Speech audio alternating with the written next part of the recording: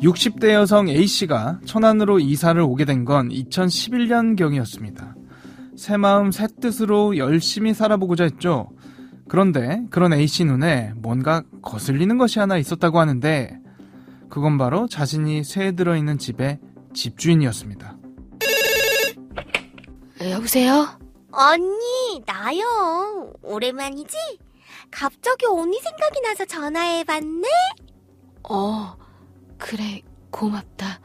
근데 목소리가 왜 그려? 뭔 일 있었어? 아무래도 집주인이 좀 수상한 것 같아. 응? 뭔 소리야? 집주인이 왜? 내가 집 비우면 내 방에 들어와서 바지를 찢어놓고. 언니 집에 들어왔다고? 응, 나 없을 때마다 그런 것 같아. 심지어 뭐? 집에 놔둔 음식에 약도 타놓은 것 같아. 아니, 집주인이 언니한테 무슨 억하심정이라도 있어? 둘이 뭔 일 있었어? 그게 가 나한테 복수하려고 집주인을 매수한 것 같아. 분명해. 불안해서 못 살겠네. 일단 끊자. 여성 A씨는 과거 자신이 알던 B씨와 심하게 다퉈 여전히 사이가 좋지 않은 점을 항상 불안해해왔다고 하죠. 이유는 B씨가 언제라도 자신을 해할 수 있다는 걱정 때문이었습니다. 그리고 그런 A씨의 눈에 들어온 건 어딘지 모르게 수상쩍게만 느껴지는 집주인의 행적이었는데요. A씨는 더 이상 이대로 두고 봐선 안 되겠다 결심했습니다. 나 없을 때 내 방에 들어오는 게 확실해. 안 되겠어. CCTV를 달아야겠어. 됐다.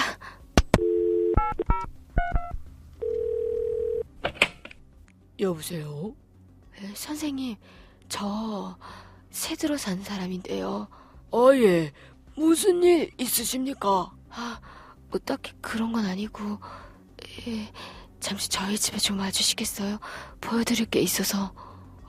예. 잠시만요. 저 왔습니다. 이게 무슨 일이야? 왜 이러는 거요? 당신이 나 죽이려고 하는 거 나 다 알고 있어. 뭔 소리야 도대체? 집주인이 자신을 해할 거라 믿는 여성 A씨, 그리고 그럴 생각이 추호도 없었다고 말하는 집주인 K씨, 도대체 누구의 말이 진실일까요? 그런데 이 사건에는 놀라운 반전이 하나 숨어 있었습니다. 과연 뭐였을까요? 오늘 사건 엑스파일에서 이 사건 자세히 다뤄보겠습니다.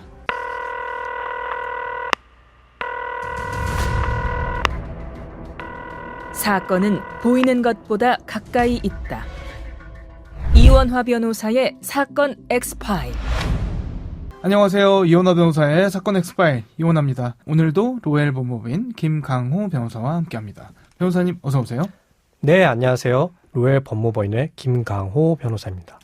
세입자가 집주인을 무참히 살해한 그런 사건이었습니다. 흉기를 굉장히 여러 차례 휘두른 모양이더라고요. 네, 그렇습니다. A씨는 지난 2011년 천안시로 이사를 올 무렵부터 집주인이 괴롭힌다라는 피해망상 증세를 보이기 시작했습니다. 이후 2014년 5월 새로운 집으로 이사를 간 A씨는 80대 집주인을 만나게 되었는데요. A씨는 이사를 온 지 1년 만에 집주인을 살해하기로 마음먹었습니다. 그는 2015년 6월 16일 집주인에게 찾아갔다가 아들이 오기로 했다는 말에 되돌아 나왔습니다. 몇 시간 뒤 다시 집주인에게 간 A씨는 흉기를 마구 휘둘러 60회 이상 그를 찔러 살해했습니다. 60회를 찔렀다고 하는데 도대체 왜 그랬던 겁니까? 집주인이 자신을 죽이려 한다는 것이었습니다. A씨가 집주인을 공격한 것은 이번이 처음도 아니었습니다. 범행 6개월 전인 2014년 12월에는 집주인을 자신의 방으로 부른 뒤 밥과 국에 약을 뿌렸다며 감금하고 폭행에 입건되기까지 했는데요. 하지만 집주인은 A씨에 대한 처벌을 원하지 않아 그는 불기소 처분을 받았습니다. 그런데 결국 6개월 후 살인사건이 터진 것이었죠. 집주인이 세입자 여성 A씨를 해하려 한다는 건 진짜였나요? 바로 그게 문제입니다. 전혀 사실이 아니었고 A씨의 망상이었을 뿐입니다. A씨는 집주인이 음식에 약을 타 나를 죽이려 한다는 망상에 시달렸고 자신의 방에 CCTV를 설치하기까지 했습니다. 6개월 전 폭행 사고가 났을 때 제대로 된 처벌을 받게 했다거나 아니면 최소한 정신과적인 도움이 있었다면 막을 수 있던 사고가 아니었을까 그런 아쉬움도 남는 것 같습니다. 네, 그렇습니다. 폭행 사고 때 조치가 있었다면 이처럼 더 큰 사건으로까지 이어지지는 않았을 것 같습니다. A씨는 결국 자신이 새돌아 살던 집주인을 찾아가 60회 이상 흉기로 찔러 살해한 혐의로 기소되었습니다. 네, 살해 동기가 워낙 말도 안 되는 상황이었기 때문에 A씨 측에서는 당연히 심신미약이나 뭐 심신상실이라든지 이런 감경 사유를 주장하지 않았을까 싶은데 어떻습니까? A씨는 재판 과정에서 피해자를 팔을 가량 찔렀다며 자신은 살해 의도가 없었다고 주장했습니다.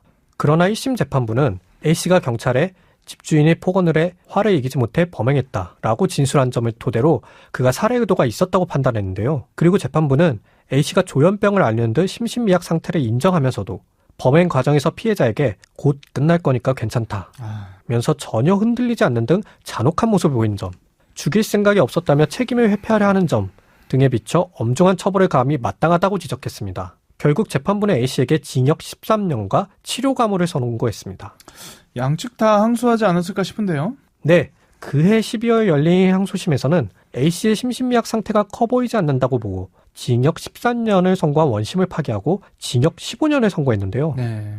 관련하여 2심 재판부는 피해자는 특별한 이유 없이 찾아온 피고인에게 살해당해 편안히 잠들지 못하게 됐다. 또 피고인은 피해 회복과 관련해 아무런 조치도 하지 않은 점 등을 참작했다라고 설명했습니다. 징역 15년의 치료 감호를 선고받았다 말씀해 주셨는데 치료 감호라는 게 어떤 건지도 한번 설명해 주시죠. 치료 감호란 심신장애 상태, 마약, 알코올 등의 중독 상태, 정신성적 장애가 있는 상태 등에서 범죄 행위를 한 자를 치료 감호 시설에 수용하여 치료를 위한 조치를 행하는 보안 처분입니다. 수용 기간은 심신장애 및 정신성적 장애의 경우 15년, 마약, 알코올 등의 중독의 경우에 2년을 초과할 수 없습니다. 치료 감호와 형이 병가된 경우에는 치료 감호를 먼저 집행하고 이 경우 치료 감호의 집행 기간은 형 집행 기간에 포함됩니다. 문제는 앞서 살펴본 사건과 비슷한 일들이 실제 벌어지고 있다는 점이거든요. 최근에도 비슷한 일이 있었죠? 네, 그렇습니다. B씨는 작년 1월 8일 서울 중랑구의 한 다세대 주택에서 과거 직장에 같이 다녔던 이웃을 둔기로 여러 차례 때려 살해한 혐의로 기소됐는데요. B씨는 2017년부터 주변 사람들이 자신을 독살하려 한다는 망상을 해왔고 피해자 역시 자신을 독살하려 한다고 생각해 살해한 것으로 조사됐습니다. 그는 범행 이후 집주인 또한 자신을 해치려 한 것으로 의심해 집에 불을 지르기도 했는데요. 1심은 B씨가 망상장애에 빠진 심신미약 상태라고 인정하면서도 죄질이 나쁜 점을 고려해 징역 12년을 선고하고 보호관찰을 명령했습니다. B씨와 검찰은 판결에 불복해 항소했으나 기각됐고 대법원도 피고인의 연령, 성행, 환경, 피해자들과의 관계, 각 범행의 동기, 수단과 결과, 범행 후의 정황 등 기록에 나타난 양형의 조건이 되는 여러 가지 사정들을 살펴보면 20년을 선고한 1심 판결을 그대로 유지한 것이 심히 부당하다고 할 수 없다라고 하며 B씨의 상고를 기각했습니다. 네. 최근 8월에 사건 X파일에서도 다뤘던 일본도 살인사건 역시 정신질환에서 기인한 측면이 있습니다. 당시 가해자는 피해자가 지속적으로 자신을 미행하는 현 정권에서 보낸 스파이라고 생각했다고 합니다. 그 밖에도 경찰 조사 과정에서 누군가 내 귀에 도청 장치를 설치했다라는 말을 하기도 했다고 합니다. 저는 지난해 분당에서 발생한 서현역 흉기 난동 사건이 떠오르거든요. 이 사건의 범인 최원종 역시 조현병, 망상이 굉장히 심각한 수준이었다고 하죠? 네, 최원종은 지난해 8월 3일 경기 성남시 분당구 서현동 AK플라자 백화점 앞에서 차를 몰고 인도로 돌진하고 행인을 상대로 흉기를 휘둘러 14명의 사상자를 냈는데 전날 범행 장소를 언급하는 암시글을 올려 일종의 살인 예고글 유행의 시작점이 됐습니다. 아, 그렇죠.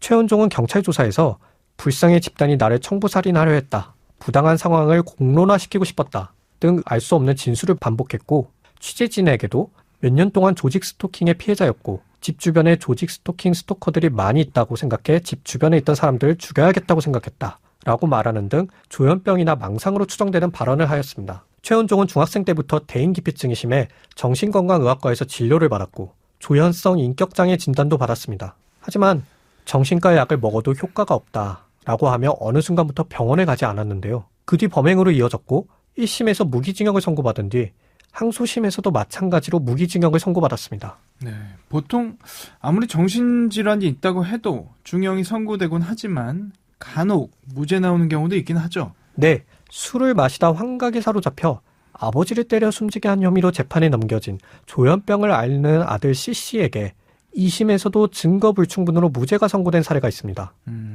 C씨는 체포 후에도 내가 멱살을 잡아다가 끊어버렸다. 내가 죽였다. 나는 죄가 없어. 사람 죽였다. 라고 말하는 등 횡설수설했는데요. C씨의 손에는 멍이 든 흔적은 없었고 오른손가락과 상의에서 피해자의 혈흔이 발견됐습니다. 이에 대해 1심 재판부는 C씨에게 무죄를 선고했습니다.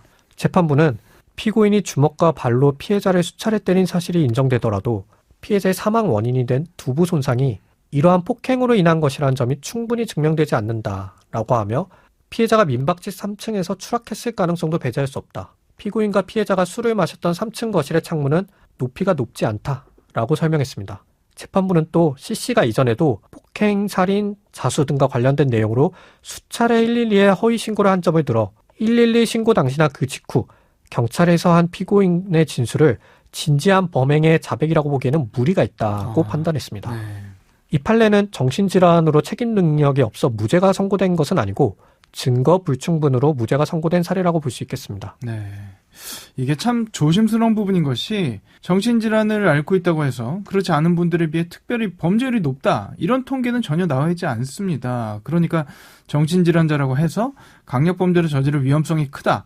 이런 공식이 전혀 성립되지는 않는다는 거죠. 하지만 또 다른 한편에서는 조현병을 앓고 있는 분들의 묻지마 범죄가 종종 나오다 보니까 겁난다. 뭐 이런 분들이 많긴 하거든요. 진짜 어려운 문제인 것 같습니다. 네, 그렇습니다. 다만 조현병 등 정신질환자들의 강력범죄 현황은 늘어나는 추세이긴 합니다. 한국형사법무정책연구원에 따르면 2020년 한 해 강력범죄 등 형법 관련 범죄를 저지른 정신질환자는 9,058명으로 2018년 7,304명보다 무려 24.4%나 늘었습니다. 많이 늘었네요. 네. 관련하여 현행법상 정신질환자에 대한 강제 입원으로는 정신건강복지법상의 보호 의무자에 의한 입원이 있습니다. 2명 이상의 보호 의무자가 신청하고 2명 이상의 전문의의 일치된 소견이 있으면 비자발적 입원을 실시할 수 있는데요. 이외에도 법에는 지방자치단체장이 강제 입원을 신청할 수 있는 행정 입원도 있지만 소송 등의 우려로 실제 시행은 제한적입니다. 네, 그렇다고 근데 손을 놓고 있을 수는 없고요.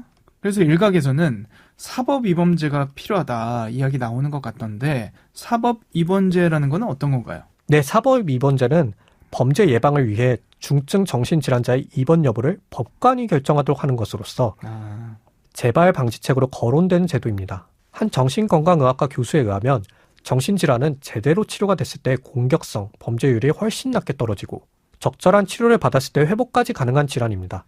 그래서 여러 나라에서 적절한 치료를 어떻게 할까 고민을 하면서 미국에서는 사법입원, 영국과 호주에서는 정신건강심판원 제도를 실시하고 있습니다. 실제로 법무병원에 온 정신질환 범죄자들은 재판이라는 절차를 거쳤다는 것만으로도 치료의 필요성을 어느 정도 수긍한다고 합니다. 이에 정부는 사법입원제에 대한 공론화에 착수한 상태입니다. 보건복지부는 2023년 12월에 발표한 정신건강정책 혁신 방안에서 사법입원제에 관련 사회적 논의를 시작하고 자타해 위험 환자의 치료 중단 방지를 위한 외래치료 지원제 활성화에 나서겠다고 밝힌 바 있습니다. 복지부 관계자는 지난해 8월부터 법무부 등의 범정부 태스크포스가 가동돼 다양한 의견을 수렴하고 현황을 파악하고 있다라고 말했고요.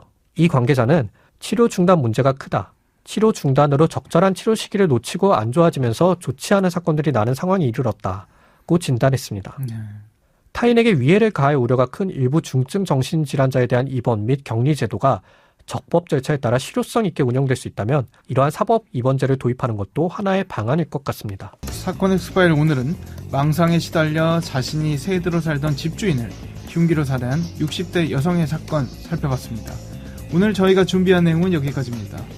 끝곡으로 윈터플레이의 투쉐이 모나모 들려드리면서 이 시간 마치겠습니다. 여러분은 모두 변호받아 마땅한 사람들입니다.